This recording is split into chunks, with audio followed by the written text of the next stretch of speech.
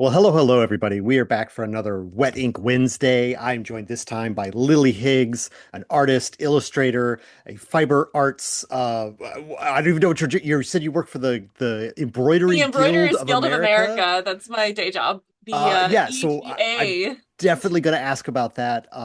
And welcome to my little interview, and we're going to talk about precious things as well because that's the big thing that I'm here to talk about it. Like, we're actually for the behind the scenes, we actually launched the project today at the time of recording. So, I've been telling people on this, the day of my project's Kickstarter launch, like full Godfather, if any inconvenience happens to me today, I'm just like, on the day of my Kickstarter? How dare you?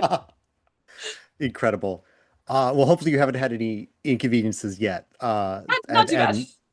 and well, again, thank you for being here. We want to talk about all the stuff. So, when I talk to an artist, I always like to ask, like, I mean, and game designers too, but like, is I mean, I was a kid who always had like a pencil or pen in my hand, drawn in the backs of scraps of paper, like, and I assume most people that end up as an artist of any kind are similar, right? That this isn't like a later in life thing of like, maybe I'll try this new style. I'm sure it goes back all the way back, right?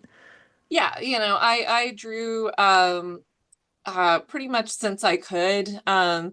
I actually have a very cute story about how I learned to draw, and it was I Yeah. would ask my mother to draw me a pony every so often, and she would tell you herself she's not an artist, she's a writer. Um, but she would draw this very similar sort of My Little Pony-esque little, doughy looking horse with a this like cutesy ponytail sort of, thing. And I would watch her draw that like curve over and over. And I kept handing her paper and going, draw this. And she would do it. She'd be like, why? I don't. And finally, one day I was like, okay, I can do it now. And apparently, I like took it and drew a bunch of these like really mangled looking ponies. But I was so interested in like how to get that like one line swerve because as kids you're not really taught how to like draw.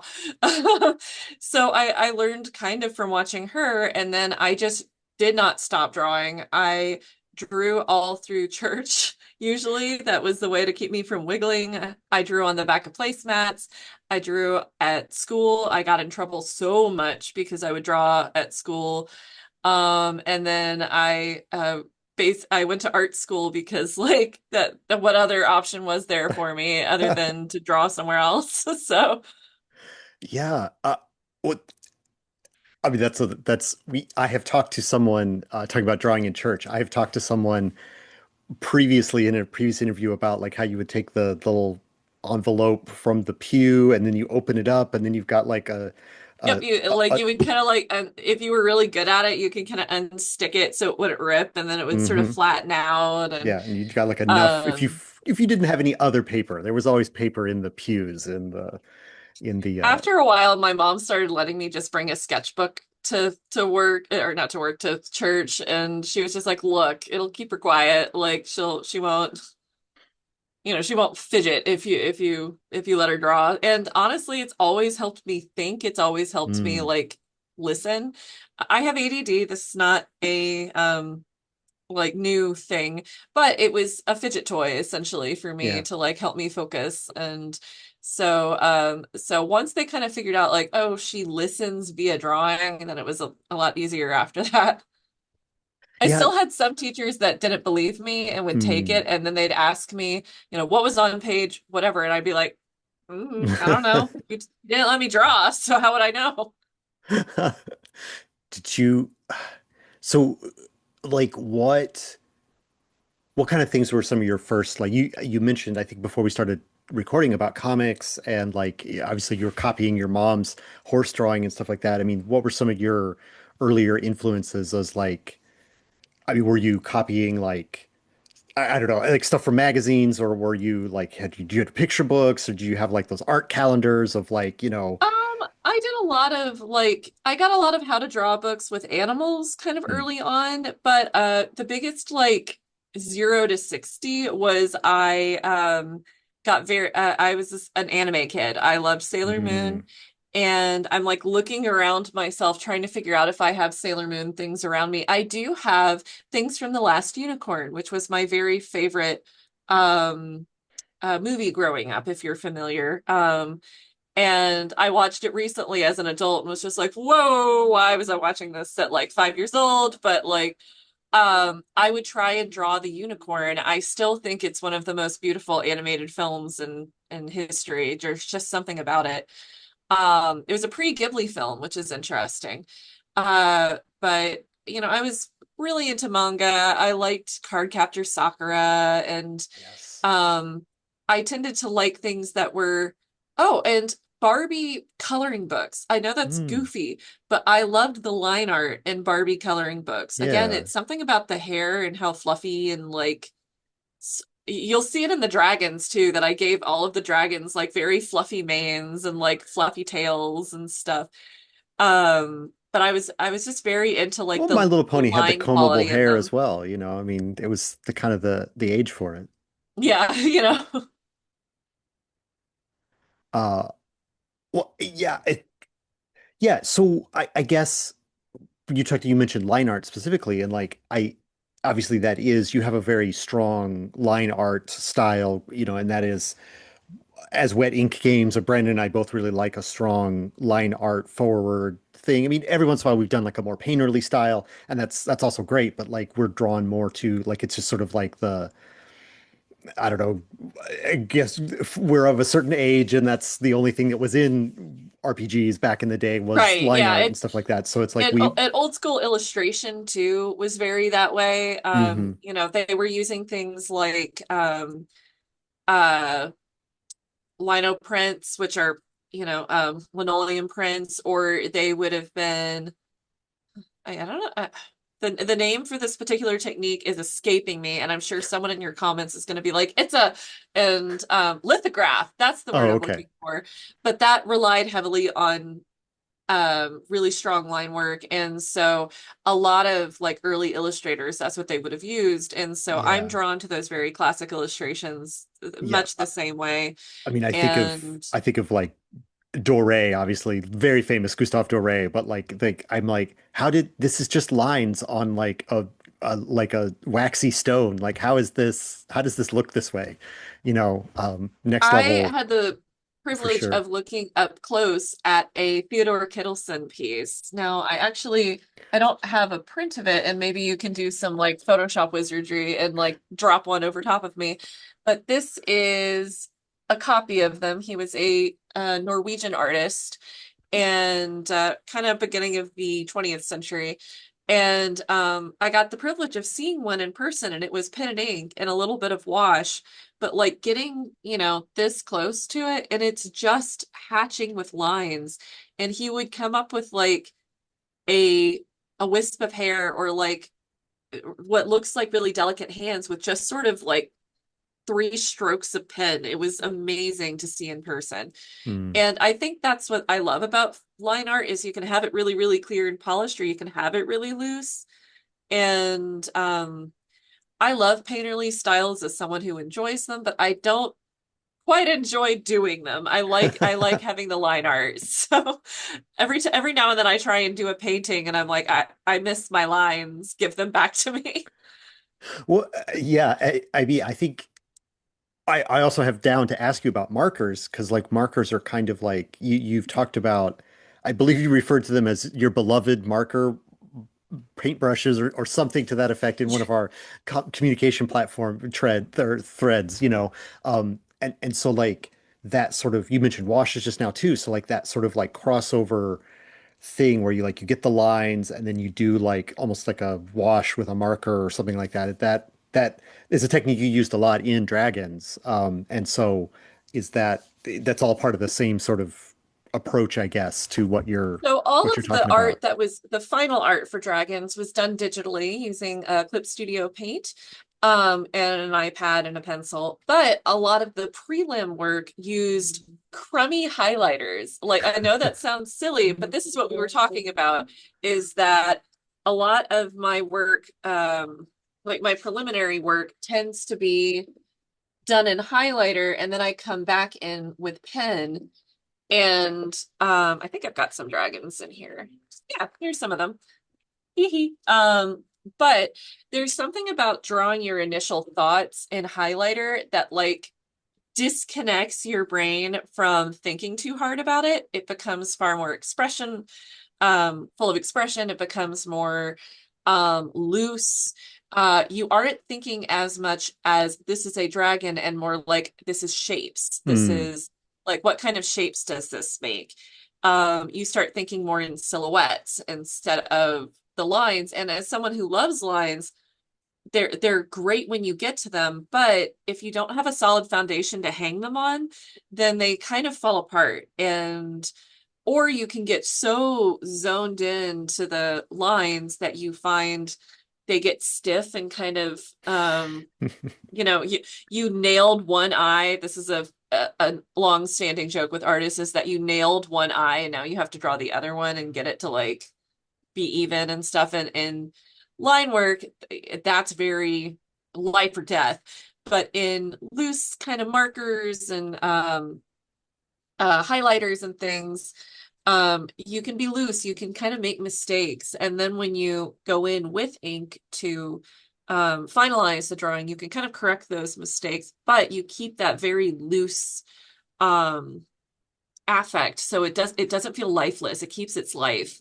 I always tell my students, I teach too, on top of everything. You can always tighten, you can never loosen. That was Mm. something my professor told me about was that you can always tighten things up, but it's really hard to get loose back. And so if you start really loose, you can keep that kind of looseness if you as you progress. So I hope that answers your question. Yeah, well, I want to ask some more about it, like techniques, and maybe we can get into some more like other stuff you've done, you know, teaching and some other uh, about the embroidery stuff too. But like, Sure. just more one question about the markers. Like, is it something about the vibrant color of a highlighter that just sort of is like this is what allows you to kind of like not think about it too much because you quote Yeah. unquote know that it's not what it quote unquote really should be, or is it? Or is it more like that it's It sort of takes a like, little bit from there's a theory that you write your first draft in Comic Sans and then don't laugh. Like no, I well, have heard it's really it's just effective. the hate for that font is I legendary. know. So, Did you know it's actually really good for folks with dyslexia because the letters are weighted. hmm, So it's actually one of the most dyslexic friendly fonts. Fun to know. nice. Anyway, this came from that theory of that you write it in Comic Sans because your brain goes, this isn't serious. It doesn't Hmm. matter. And that can allow your mind to sort of just relax. I'm a very anxious person. Um, and so if you are able to relax, you're able to express, um, you can do that a lot easier when it is um you're not worried about wasting it. Like, for example, I have this lovely Moomin sketchbook that I have had for ages. I also love Moomin. They're one of my big inspirations. Um, but I held on to this for ages because I was like, it's too nice. I don't Yeah. want to mess it up. And finally, my friend was like, just literally draw in Sharpie, draw in highlighter. As long as you're still drawing, like that's what matters. And it has made such a huge difference to not be precious about, every page had to be perfect. And, Hmm. I can just be like, oh, this is a messy page, or this Yeah. is you know, um, I'm working on a design right now, and so I'm kind of doing some kind of scrapbooking and stuff in here. And it's for me. Who's gonna see it? Why am I worried about it being perfect? I could get into it that it has a lot to do with like social media expectations, but like that's a whole other kettle of fish. Well, sure, Um, and you're on the social medias too, so like you could, and we might get around to talking about like, advice on that too. But like, I don't want to. I do want to ask you about the fiber arts part of this because yeah. you were just showing designs there that looked like looked like dresses. You didn't show them too Yes, long, but yeah, like they are I if you're so doing costumes, or are you doing like images of costumes, or I don't know, what do you? So this design here was actually a dress that you can see on my Instagram because I actually finished it, All which right. is crazy to me. It was very intense. Um, I work for the Embroiderers Guild of America, and anywhere I go that involves embroidery, I'm somewhat representing them, at least a Mm-hmm. little, just because people will go, "You work for the guild, huh? Let's see that embroidery. Let's see it. Like, let's look at it." And so I always go a little hard. And so this was a design for a ball that was an Art Nouveau ball that a bunch of my costuming friends were holding. Christine Sosteen was hosting it. And I did this design based on some uh, Scottish Art Nouveau artists. There was a whole heritage of Art Nouveau embroidery that was based in Scotland, arts and crafts kind of era. That's also one of my favorite times of art history.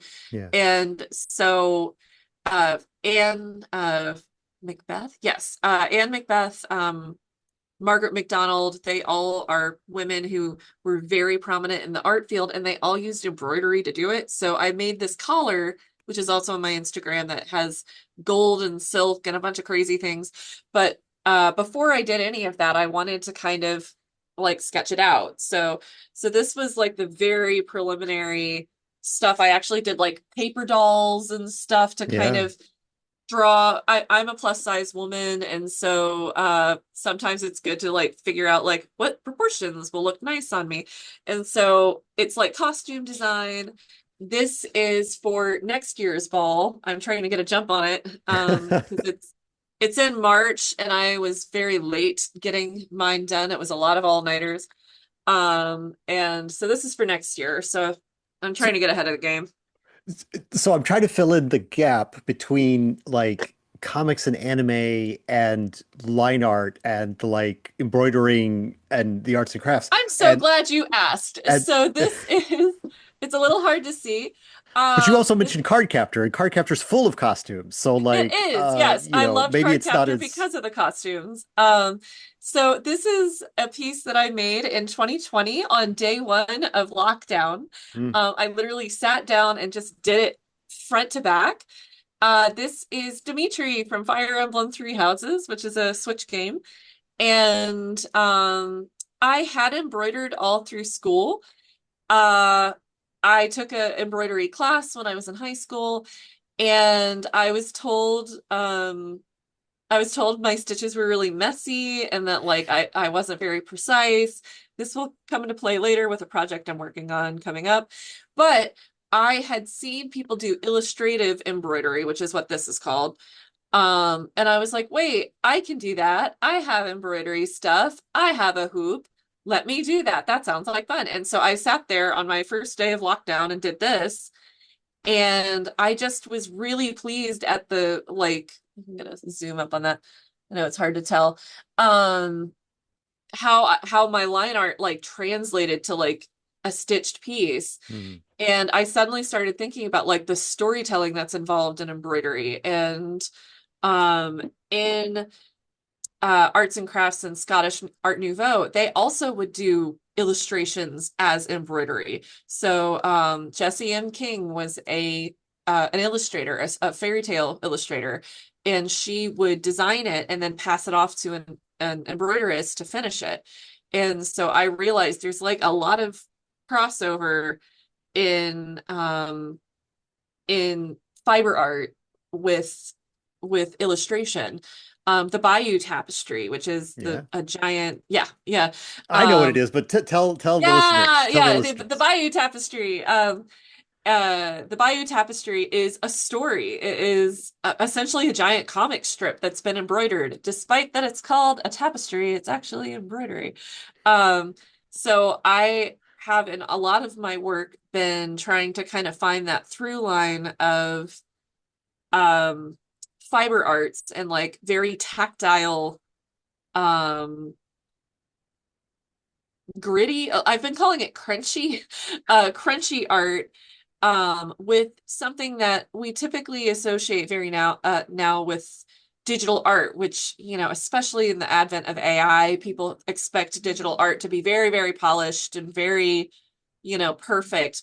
And I'm kind of looking at in fiber arts, it's very hard to be perfect because fiber does what fiber wants. Yeah. And so just that kind of connection between fiber arts and illustration is really important to me and important to my work.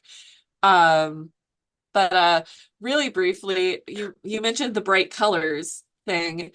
I don't normally actually finish art in bright colors. This was kind of a trick for me. Because if I did things in the kind of muted palette I'd normally do, which is very close to what I have on, It's um, very earth tony looking. yeah, I tend to do earth tones with little punches of jewel tones. I tend to have like a very defined palette, but drawing in like bright neons does some kind of, again, it's like, don't take this seriously. It's all made out of crayons and stuff. And because of that, some of my best work has been like highlighter and crayon of like conceptual work. And then I go Yeah. and finish it in something that's a little closer to how I normally draw. But a lot of that like elbow work, like elbow grease, hard work of just getting the composition and everything else. If I do it in like day glow, eye searing colors for whatever reason, it like unlocks that part of my brain. I don't know. It's really Yeah. tangled up there. We don't know. Uh, so I don't actually know the answer to this question. So if it's not relevant, then I guess I'll cut the question out later. But like you went to Norway. I know there's two things you did late I last did. year that you went to Norway, and you also there was like a month when like you were like, don't talk to me for this month. I've got to go do this other thing. Are those both like part of art and embroidery and guild work, or is that unrelated to those things? So one of them I was a hobbit. Yeah, that's what I have in my notes. I was like, you were Hobbit Yeah, yeah, mode. no, you are correct. I was a hobbit. And actually, yes, it was connected to fiber arts. I taught spinning. I am so when I say fiber arts, I'm also a spinner. So this is my little baby distaff, but this is my spindle and some wool that I have. But I was actually teaching how to spin, and I can't turn it over here, but I got a bunch You of really cute drawings of me spinning because it was a very artistic sort of event. It was a LARP, it's the Brandywine Festival. Hey, but the it was a okay, LARP. so I was a hobbit. So yeah, it was connected, and I taught embroidery too, and I had a bunch of embroidered, things, but it was very intense, and so that was the like I'm gonna disappear for. You guys were way too patient with me. I'll be uh, so for real. well, I mean, games we've had to learn that games happen at the speed they happen at. So like whatever. Um But yes, I was also in Norway, and that did have to do with fiber arts too and illustration. I went to go study some techniques that are really only used in Norway, that are used in folk art and folk embroidery. And so I went to the Bunad Institute. I was also traveling with my family, which was very fun. But yeah, I was also there doing research. My area of study is Scandinavian folklore. So it's the second time I've been there. And I obviously am looking to go back. On my other wall, I have this giant tapestry of Trondheim. And sometimes when things get a little intense these days and I looked at my phone too long, I just sort of stare at it and remember that Norway exists somewhere. uh so you mentioned I have another question before we get into like Dragon specifically. And but I think it relates because like you went and did a LARP. So like how much of a gamer are you? Like I don't, I have no idea. Like, do you? when we talk about like, oh, our dice and card game that we're making and it's an RPG and like, is that just sort of like, yeah, just give me the art direction. I don't care about any of that stuff. No, I'm a gamer too. Yeah. So I actually I'm restoring it a little bit. There was a whole ordeal, but I actually used to have a gaming basement that had a whole Ah, setup for D&D and had like lights. I busted out like a foaming cauldron at one point for night one of a game. Like I actually used to play D&D about 3 times a week. okay. And That's for prior real then. to yeah, prior to COVID, and then Yeah, it's been some rough few years here for all kinds of my reasons, my but party disbanded, I'll put it that way. mm, And but I have been DM for a lot of teams, and a lot of what I have done with teams is paring down systems a lot because I'm aware and I can hear the comments from here. Yes, 5e is already pared down. I know. that's I know 3.5. Everyone loves it. I get it. But but um 5e has never D&D's never been more popular than with 5e. yeah, So yeah. like it's they got the market right somewhere. Look, I played a homebrew version that was 3.5 and 5. So like relax. But it's still a lot if you've not approached Yeah, it before. I agree. And It's somewhere in the middle of like all the games and levels of complexity. right, You know, you can get like easier than 5e. a fun connection is my first role-playing game was the Sailor Moon role-playing game that was a book. And I remember getting it and reading it and being confused as to how it worked because it was a tabletop game and I never played anything like that. I was 10 Yeah. and I couldn't find anyone who would do it. I went to game shops like, "Would you And they were like Sailor Moon. Ugh. Yeah. What a And I gave it to sorry. my brother who made fun of it. He was like, if you wanted to do this, why didn't you watch an episode? And apparently my brother took off with my book in the middle of the night and like read it cover to cover because he was so fascinated with the gaming system. I Mm. I couldn't tell you what the gaming system was, but it's still out there. But I still have the book. I should play it at some point. But in any case, um, I I kind of got pushed away from tabletop when I was a teenager and in college. Well, yeah, it This sounds was like 2007. It was not as cool for girls to be doing tabletop back then. Anime Club and the Tabletop Club in college ran at the same time. ah, And you had to technically we pick. were sister organizations, but anytime I went to go be like, hey, can you teach me? They'd be like, it's too hard for you to figure out. Wow. So yeah, that kind Miss of me with thing. all that nonsense. I know, miss me. I'm so glad that things have changed drastically with that. Yeah. But when I work with teens, I look at, how do I simplify, simplify, simplify, simplify? And I love having a game that uses stuff you already have because I have been gifted some lovely tabletop games and they come in boxes like yay big and I only have so much room on my wall. Uh-huh. And it's really lovely to be able to be like, it's a book. You can get a card deck if you want, but you can also use a card deck you like. You can use regular dice. You Yeah. don't have to. I am a dice hoard person. I have a lot of dice, but it's nice to be able to go, no, you can use whatever D6s you have. And so I hesitate to call myself a big gamer because it's been a while. But I really appreciate the creativity that people have done with kind of more lightweight games Yeah. It, and I mean, things that are a little more adaptable. And that's why I really liked how Precious Things was set up.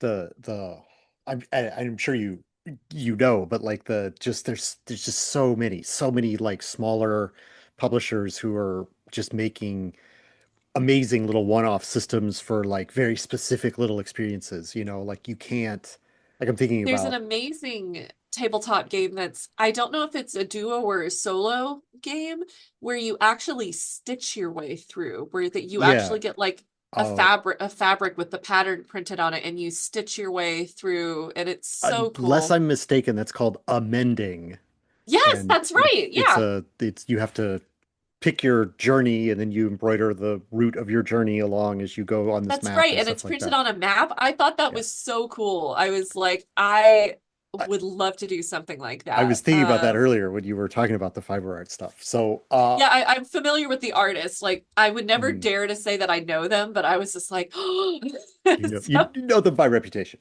Uh, yeah, the so, way that people know each other. I mean, obviously we've talked about the dragons for like I don't know when you first came on the project, like at least about a year ago, maybe is when we were first having this conversation. But like we saw your work and Brandon knew you already, and so like you got put in our list of people to like consider for the project for the dragons, and you know Lucas, the writer of this game, the Precious Things, didn't know you, but like he was like, no, this person has the something. This person has the something. I want to work with this person. And so we That's really kind. Thank you. and now that we're having this interview, like I didn't know all like every detail that you've said about like the Everything costuming is and a new sentence. the being into like the folklore and like considering all the tales and stuff like that. I mean like that's all the like that's all the stuff that was like behind the like small amount of work that we could see in your portfolio. Like we didn't have an interview this extensive to be like, oh, well, clearly you're the person who needs to like do this dragon game. But like I think you've brought all of those things that you've talked about along with you into the project.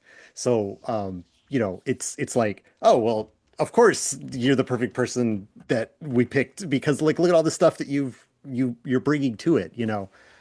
And I'm sure anybody would have brought, obviously, any artist would have brought their whole selves to the project or whatever. But like, there was just something about the particular sort of like roughness and loose ends and of the art and the would you call it crunchy, scrungy little like creatures and stuff like that. Scrunkly little Um, guys. yeah, Yeah. yeah. I mean, you're anyway. It's been great to see the art roll in throughout the whole process, and it's really great. So I want to ask you kind of the big thing from like a design point of view, or like you know, when you say dragons, right? You mean obviously they're pop culture images, mythological figures. Like there's a lot of versions of dragons, and is is a is Chimera a dragon, and who knows? But like it's one of those things.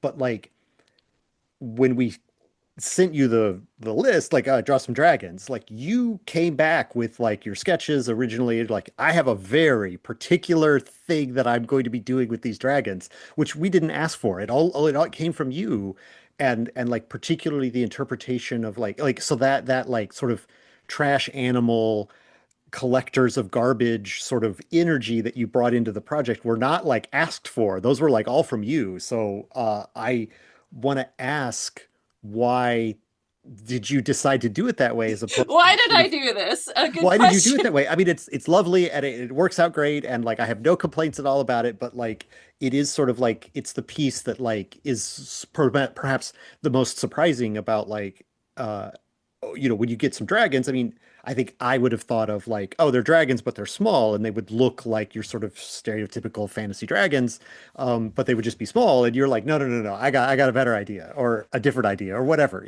So like, what were you thinking about that led you to do the sort of like fuzzy? Many of them are fuzzy, some of them are scaly, but they're all sort of like Feathery, fluffy. grabby hands. Like, yeah, they have grabby hands to grab the little stuffs, I guess. But I don't know. What was in your mind when you decided to go with that, develop that direction? So a big thing is I really owe a lot to the original artist who worked Mm. on the one pager, Emily. And we actually yapped yesterday where she pointed out, she was like, hey, the one that's climbing the dresser with the sock on his head, that looks a lot. And I was like, no, that's an homage. Like that, this is clearly like, I loved her weird little doodads. And when I talked with her, I said this was actually a very tough project for me because I loved those dragons so much from the jump that I was a little bit like, they're perfect. What? So I went through a lot of like mental hoops and jumps to try and figure out how I would handle dragons because I could have just drawn a whole bunch of kind of standard fantasy dragons, but what you wouldn't want to pet them. You wouldn't want to pocket them. You wouldn't, you would look at it and be like, oh, big Yeah. dragon, but small. Whereas I wanted them to have a kind of inherent, you wanted to pet one. Like, Mm, there's the ongoing joke of like you see a wild animal or a raccoon or something, and right. inevitably someone in the comments is like, I'm gonna pet that, I- or I'm If gonna put it in my if not pocket, or friend, why friend whatever. shaped, you know? And they're friend shaped. You look at them and you have an empathy with them because you recognize the shapes that they create. In pop culture, thinking of like Toothless, for example. Toothless is dragon shaped but acts very much like a cat. And they put in a whole bunch of different animals into his design to kind of make you empathize with him. And in my case, I was like, no, I want to take those and make them a little bit fuzzier. There's also, what is a dragon? A dragon is any kind of mythological beast. Dragons in the East are, very elongated, have whiskers, have hair, have scales, and carry pearls. And then in the West, they are, big lizards. But then there's also dragons described in Mesoamerican mythology. And then the dragons of Nordic mythology are kind of also noodly shaped. And so you just look at a whole bunch of different what is a dragon, and eventually what I landed on was a dragon is not an animal we know about. Mm, Any animal we don't know about could be a dragon. I was going very here be dragons about this, of any mysterious animal could be a dragon if you think about it hard enough. sure. And so I wanted to incorporate at least one kind of familiar dragon aspect to them, so claws, wings, something, but then marry sort of what, something unexpected so that they are unique to precious things. I also was trying to think of if big dragon made small by the lore of the story and of the game, what would an evolution, as it were, of a dragon look like that got small? What kind of um environmental aspects would be useful to a dragon that Mm, small? And hmm. it wouldn't be breathing fire scales. It would probably be little grabby fingers. It would be a prehensile tail to hang on to things like a possum. It would be feathers that are waterproof that let you kind of get away from things like a pigeon. And I also wanted to embrace, and we talked about this quite a bit, pest animals, specifically things like possums, pigeons, rats. Possums in particular. There's a lot of possum in my dragons. Because if you think of something going through your trash, you're always thinking of sort of a garbage animal, of a raccoon or something. And they're pests, but you're also kind of endeared to them. I love possums. I always leave out snacks for mine. And they're also actually very good for the environment. Yeah, And possums so I especially. wanted, yeah, and I know that Lucas has worked with animal rehab. And so once we realized that connection of, oh, we're working with like unwanted or maybe misunderstood animals. Dragons are also misunderstood. And so it turned into this sort of combination. But I've been working on this project for about a year, and I would say a bulk of this year was figuring out how I was going to do dragons. I would be staring into space, and my mother would be like, "What are you thinking about?" I'm just dragons, and she'd be like, "Oh, right." And then I'd show her one, and she'd kind of, okay, that's dragon, and I'm like, it is if you want it to be. So my dragons are very weird, but she described them as soft with a bite, and that's something that I Hmm. I kind of embraced. Is I wanted them to be a little scuffy, endearing, but also just a little dangerous. Just Yeah. they could scratch you if you picked them up, Yeah. probably.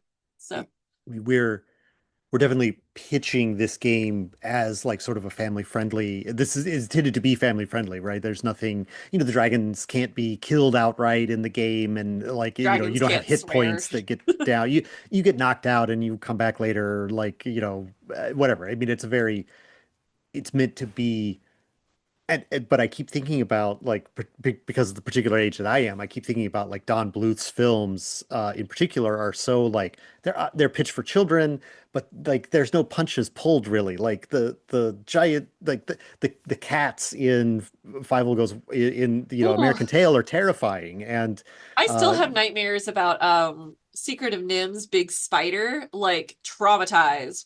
But yeah. I brought up Last Unicorn earlier, Mm. and you actually see Mommy Fortuna get killed. Like now it's like from a distance, but like it didn't pull punches. And that was really, I feel like most really long-lasting fantasy things that we still talk about, Tolkien, um, Ursula Le Guin, uh Discworld, Terry Pratchett, like all those really good fantasies that have root have a bit of the darkness in them. They have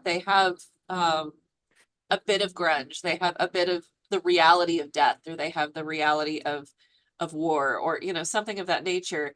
And that's what kind of grounds it to keep it from being silly, I guess. I Yeah, don't know. which is what I'm saying about like your particular vision of the dragons here, where it's like there is this sort of like I want to pet them, but also they have the fangs, and there's like this, oh, it's magical dragons, but like what a the sixth mass extinction, the Anthropocene, all of those like things are like, of course, dragons are now like surviving on human trash, just like all the other animals that live in our cities. Like it is if the assumption of the game is that these things exist in the modern world, like here's all the like the only way they could do that, or a way that they could do that is this way that you've chosen to explain, which I think is great because it was again, it wasn't like part of the pitch, but like you found this sort of very relevant and a meaningful way to portray the world. Adds these details and these layers and stuff like that to it. So it's been great to discover that that's what the game is about fully because your art is coming in to go with the words that already existed. I want to have a slight point to that, but Yeah. I want to give you the freedom to cut this out. Um, some of that survival aspect was me as a queer woman. Um, that there's kind of this thought of that we are kind of in survival mode right now, and there's finding that like the beauty in that survival and the scrappiness of it. And so that was something that was going through my mind while I was working on this. There were actually a few times that I've contacted you guys to be like, about various things happening or doing my Hmm. civic duties, and where I just had to be like, hey, and so that actually kind of factored into how I drew too. Mm. I thought of, we are scrappy people as folks who are LGBT. Today is the Trans Day of Visibility, which is very important. Um, and I thought of what we would look like as survivors, and so that actually was an aspect when I kind of wrote it in. And I leave this to you if you wanted to take this out or leave it as it No, is, but absolutely that was not. part of Like, what I designed it like, because I am a queer woman, and that was important to me to be like, no, we're survivors, damn it. yeah. So I mean, yeah, no, that's very important to leave in because like I'm asking you about like what it means to you, and that those are important things. And yeah, not no no, that'll stay in. That's great. I just wanted to, give you the option, but Look, if anybody's going to be hating on us, they have seen 1,000 posts already that they know where we are at. They know where we're yeah, at. yeah. I don't think Uh, anyone's gonna be shocked, but like, never know. The blowback on the Bridgerton thing has been insane, which is weird. It's like, you guys watched Heated Rivalry. Like, shut up. Like, it's fine. it, that I don't even know. I don't even. I declined to respond. Like I've got ideas, but like I don't know. I'm That's not so plugged into TV TV Anyway, culture enough. I moving want to ask on. you one more thing about dragons, and then we can hear some more about like other projects that you may have coming up or stuff like that. So the one question about dragons that I have is like, okay, so usually when we send out art commissions, we're like, okay, can you do like I don't know about 10 to 12 pieces of art for the RPG book? And this time we were like, oh, also we want you to draw 52 different dragons for the card deck. And because of the different colors and the different materials that the dragons are based on, that they collect and stuff like that. So like it is um I mean there was a bit of a negotiation process about how to actually make that happen because and I think we figured it out but like from your side, what is the idea of like, oh, 52 dragons, impossible. Like that'd take me all year or whatever. But like, I don't know, like what is the what, all those different dragons, like how has it come about and what is your what did you feel about getting like a sizable chunk of like work there? Like not like in like how did you organize it or whatever? I mean, It was interesting. I've been calling it an illustration suite when I've been trying Mm, to describe what because it's not just a commission. A commission is typically one image. But it was a suite because I did the cover, I did the interior illustrations and then the some of the cards. But yeah, when you said 52 drawings, I like stared into the abyss because like this took what, a year and change? It would have been a decade if I tried to do 52 right, cards. especially Um, 52 unique ones. yeah, I would That's have perished, truly.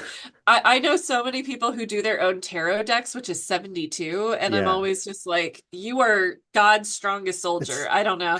But it's 78 in a traditional tarot that's deck. right, yeah. So Um it's plenty. It's plenty. it's enough. Yeah, I've done a handful of single cards for a deck, but like people who did a whole deck, I'm just like, whoa. But some of it was I wanted to make sure that they were unique. You'll notice in the illustrations, I've been calling them my kings, Hmm. that kind of are recurring characters. Like you see, the Metal King, who's on the cover, who's orange. You see him often. He was sort of my like, um, avatar, as it were, as I was like drawing these. One of my favorite things is when I showed my friends like the suite of all the dragons, a bunch of them went, tag yourself, and they like Hmm. picked one. For the record, the one that I designed off myself is the one in the Q-tips, was me. Um, the Q-tips and the toilet paper. But I think it was just making sure they were all unique and that they were all empathetic. Like that was something that I never wanted them to feel like they were just one in a zillion or that they were um just churned out. And I have seen incredible artists who are able to just, pop out tons of really beautiful artwork very close together. But I kind of bond with all of my drawings.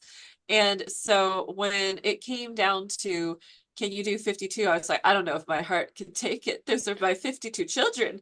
I can't do it. As it is with these drawings, I'm endeared to all of them. I'm like, oh, my little guy. So it was a little bit like emotionally preparing myself to draw them all and going through the process of creating them and finding their quirks, what someone would love about them. Hmm. As goofy as it sounds, I loved Pokemon growing up. I still do.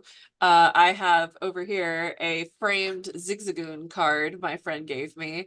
Um, and I've got a Furret and a bunch of other little dudes around here, And the whole point with Pokemon is you had 150, individual little Mons, and the designers for that, and they had a team, had to make them all empathetic. They had uh something that always makes me cry on Instagram is when people will go to the Pokemon Center and in Pokemon Park Kanto and Japan, and they will say every Pokemon has someone who loves them, like, Hmm. or everyone has a favorite. And they'll like candidly film Every people. Pokemon is somebody's favorite. Yeah, and they'll candidly film people and they'll be like, holding everyone's least fa like a pack a rat or something.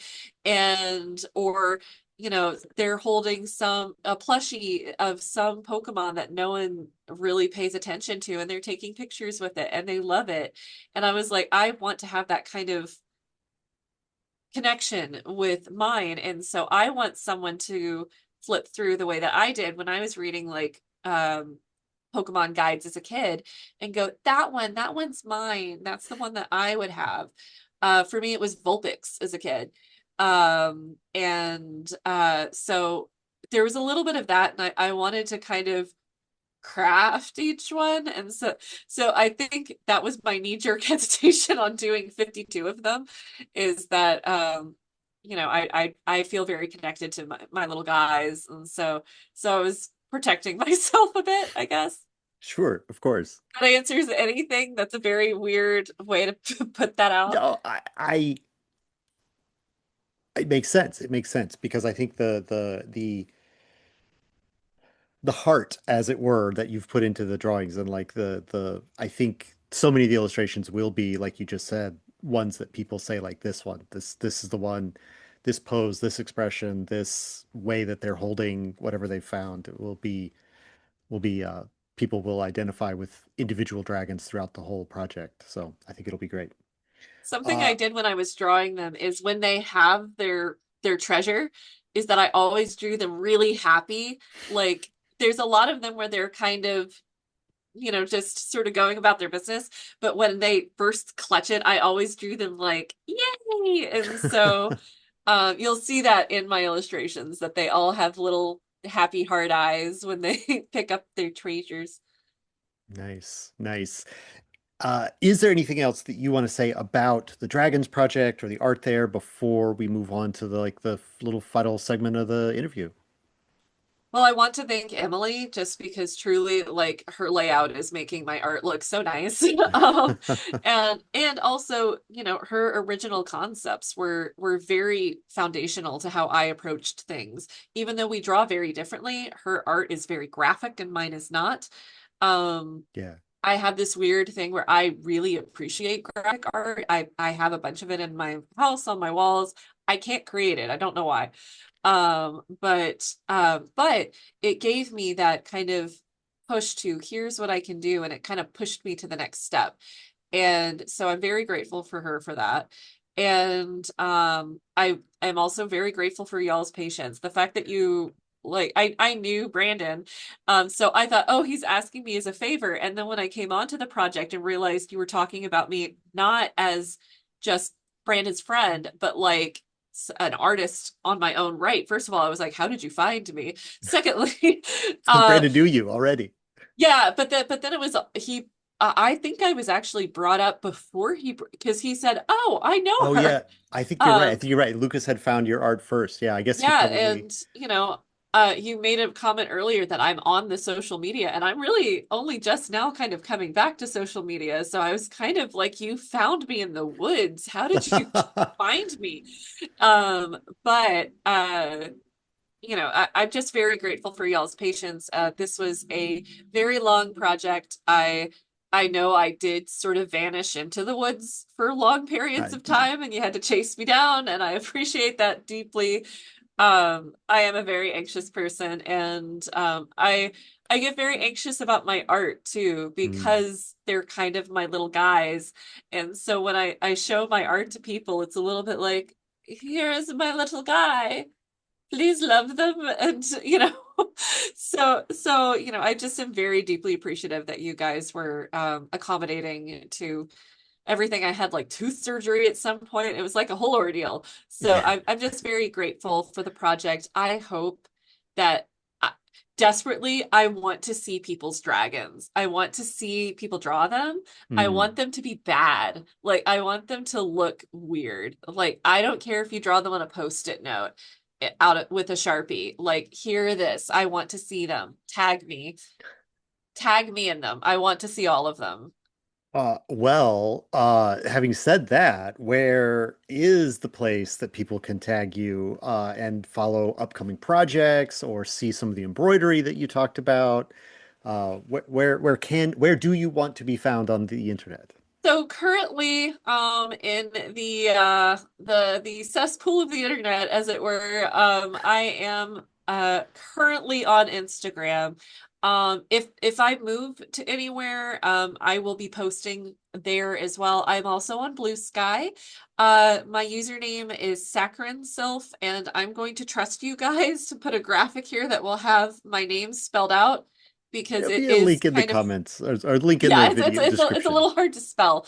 And so that is where I am on Instagram, on Blue Sky. Um, I It's Sugar I think Spirit, that's saccharine self. Saccharin Sylph. My Yeah, favorite makes sense. ballet is La Sylphide, and so that's where the name comes from. Um, but yeah, it's that's where I am present.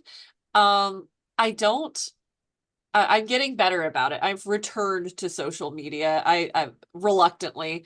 I'm the age of millennial that's reluctantly online.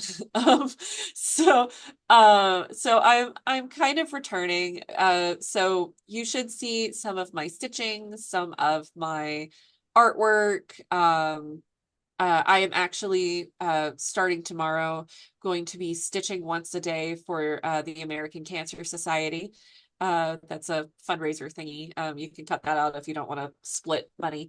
But I People don't can know. back dragons and donate to the American Yeah, Cancer you can back Society. dragons and donate for cancer research. But you'll see my stitching there. You'll see the costuming and historical stuff I do there. You'll see the stuff I do with EGA there. You know, and currently it's all kind of in one basket. So my art, all my stuff should be there. Well, amazing. Is there any other you've already talked about like next year's ball. Is there any sort of big upcoming projects that you have working on next? Do you want to get more commissions to work for Yes. role-playing games? Do you want to So, I am taking a break from doing commissions for now because this was such a big project that I kind of couldn't do anything else except for stitching. That felt like I wasn't cheating. I felt like any drawing I did was cheating on this project, so I couldn't draw anything. But I am working on a nonfiction comic called Messy Stitches, which is the bare bones beginner guide to embroidery. Um, from my experience as someone who taught myself embroidery, and I also took a few classes as a kid. I was sort of told there was only one way to do embroidery right. Um, it's named after my teacher's comment that my stitches were messy and that things were imperfect and just this idea of perfection in stitching is not the case for pretty much any type of embroidery other than what we would call exquisite embroidery at EGA. One of the privileges I have here at EGA is access to our historical collection. And one of my favorite things to do is to flip them over and see Mm. how gnarly they look on the back because there's this argument that, oh, your stitching should be perfect front and back. Nay, nay. I have handled beautiful 18th and 19th century embroidery that's stunning, and then you turn it over and it is all sorts of messed up back there. And so I wanted to write a guide that was very um, friendly, approachable. It's a comic, it's in comic format, um, and discusses not just how to get started, but different types of embroidery to kind of get people able to talk about embroidery in a way that isn't just, I don't know, it's thread, needle and thread, to talk about this is black work, this is cut work, which is like what my blouse is. Um, this is crewel work. It uses wool thread.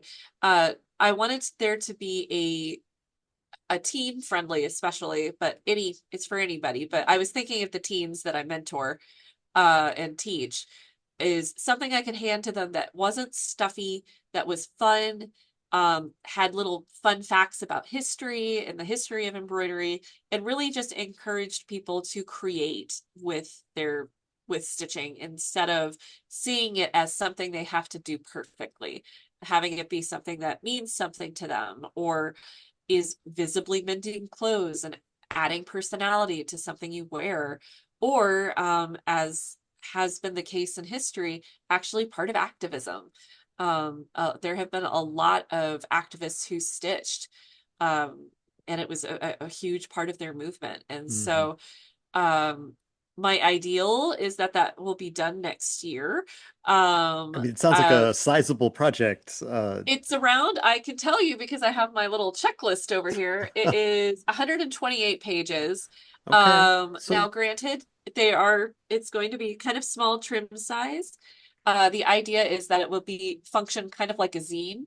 Um, my favorite thing to make are zines, and so it's good. It's essentially a collection of small zines put into one big book. yeah, So, yeah. so that's my project that I'm working on right now. Awesome. Well, that sounds incredible, and you're like selling me on it. Like I'm like, ooh, I could learn Everybody should embroidery. stitch. It's a huge thing for me. Like I think everyone can and should stitch a bit. The the And the closest you to know, that I've gotten is I darned some socks one time. that's And so stitching. like We have I know it's darning. stitching. It's not embroidery though. It didn't it that was what its Hey, purpose. hey. Technically, anything you do with the needle and thread is stitching, and embroidery does. We have a section on darning, so I would argue that it's a type of embroidery. All right. I mean, Hey. it's technically a type of weaving, but we're not going to get into the weaves that way. But Right. but We could talk yeah, about my it's. inkle loom after we get off the call. So I was gonna say I anyway, also ink a loom. That's great. uh, him, uh, Lily, thank you so much for talking to me today about dragons and you're sharing all of the amazing things that you've been up to with like fiber arts and your theory of art and what it means to you personally and it's just been fantastic work to work with you over the last year. So I really appreciate you coming and talking about it all on this interview. So thanks for being here. Thanks for having me again, and thank you so much for choosing me to be part of this project. It has been a treat. It has been a challenge, but it has been a total treat. Well, that's good. I think that's good. I think a lot of projects really hum when they're in that zone.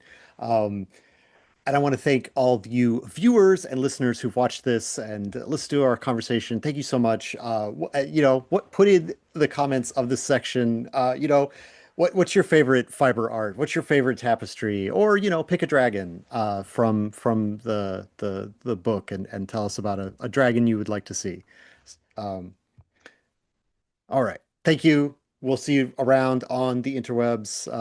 Lily, bye. Thank you.